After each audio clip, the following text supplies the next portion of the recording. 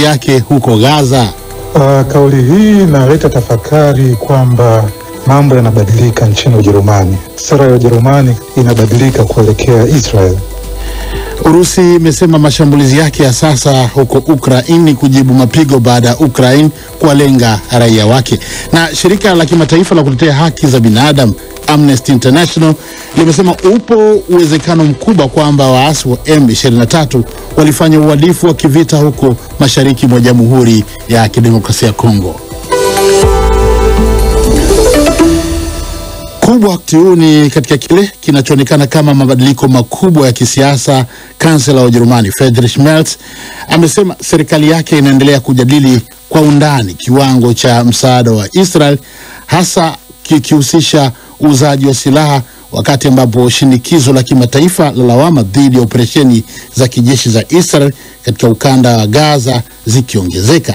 Akizungumza nchini Finland katika mkutano na waziri mkuu Petteri Orpo, Merz amebainisha kuwa bado hakuna uamuzi wa mwisho kuhusu uhusiano wa kijeshi na Israel.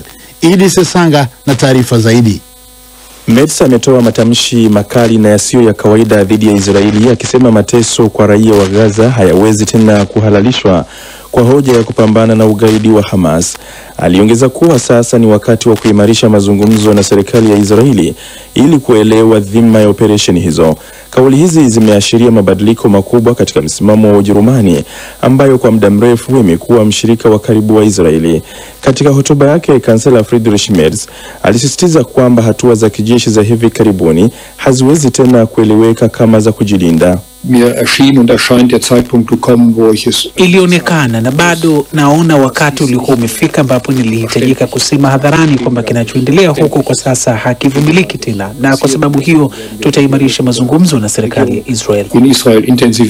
Kauli za Merz zimepokelewa kwa tahadhari kubwa, zikiungwa mkono na baadhi ya wabunge wa mrengo wa kati na kushoto, huku balozi wa Israeli nchini Ujerumani Ron Prosol akisema kwamba Israeli inasikiliza kwa makini kauli za Merz kwa sababu ni rafiki wa kweli. Hata hivyo, amesisitiza kuwa Israeli itaendelea na operesheni zake hadi Hamas itakapokoma kuwashambulia wa Israeli na kuachilia mateka walioko Gaza. Msimamo wa Merz umepokelewa pia kwa tahadhari na Baraza Kuu la Wayahudi nchini Ujerumani.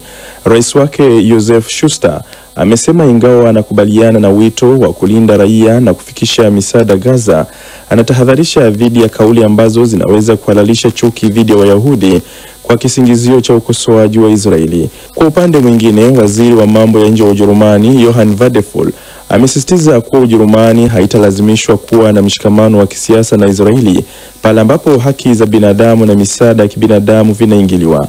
Amesema Ujerumani lazima ifikirie kwa makini hatua zake zijazo kuhusiana na mzozo huo.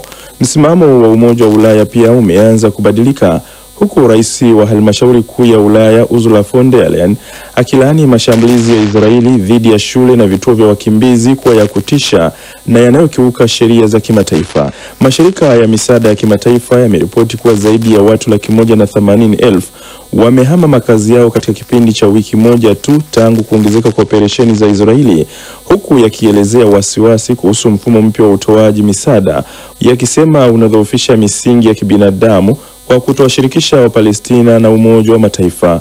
Katika hatua nyingine, Umoja wa Mataifa umesema hauna uthibitisho wowote kuwa misaada ya chakula inayodaiwa kupelekwa Gaza na shirika hilo jipya la GHF imewafikia wananchi. Tukisalia hapo hapo katika vita vya Gaza, na hasa baada ya kansela wa Ujerumani Friedrich Merz kuikosoa vikali Israel kwa namna ambayo haijawahi kushuhudiwa, akisema mashambulizi ya anga yanayofanywa dhidi ya Gaza hayawezi tena kuhalalishwa kwa zingatio la hoja ya kupambana na kundi la Hamas. Nimezungumza na Dr. Harrison Mwilima, mchambuzi wetu huyu wa siasa za Ulaya, akiwa mjini Berlin, na kwanza nilimhoji kauli hiyo ya Merz inaleta tafakari gani kwa wakati huu. Kauli hii inaleta tafakari kwamba mambo yanabadilika nchini Ujerumani. Sera ya Ujerumani inabadilika kuelekea Israel.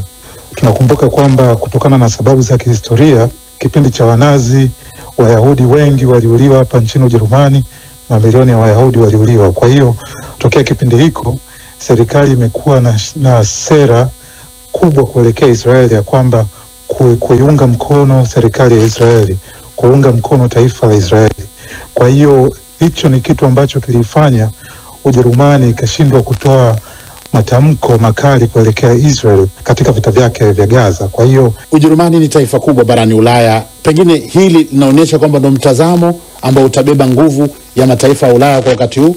Nadhani ni mtazamo ambao umechelewa, kwa sababu tukumbuke kwamba mataifa mengine ya Ulaya yalikuwa yameshatoa matamko. Kwa hiyo sidhani kama Ujerumani inaweza kufanya Ulaya ichukue nafasi kama hiyo, lakini ni kama Ulaya na mataifa mengine ndio amefanya Ujerumani kuchukua hatua hiyo ya kubadilisha hii sera ya mambo ya nje. Kwa hiyo tukumbuke kwamba kuna nchi kama Canada, nchi kama Ufaransa, nchi kama Uingereza tayari zilikuwa zimeshatoa matamko na kusema kwamba wataiwekea vikwazo Israel kutokana na hii vita vyake. Kwa hiyo pia tukumbuke Umoja wa Ulaya tayari ulikuwa unafanya majadiliano sasa ya kuweza kupitia upya mikataba ya kibiashara na Israel ili ikiwezekana kuiwekea vikwazo. Kwa hiyo Ujerumani imechelewa sana. Kwa hiyo lakini afadhali imeonekana kwa sababu imetoa tamko hili, kwa sababu tukumbuke kwamba hata watu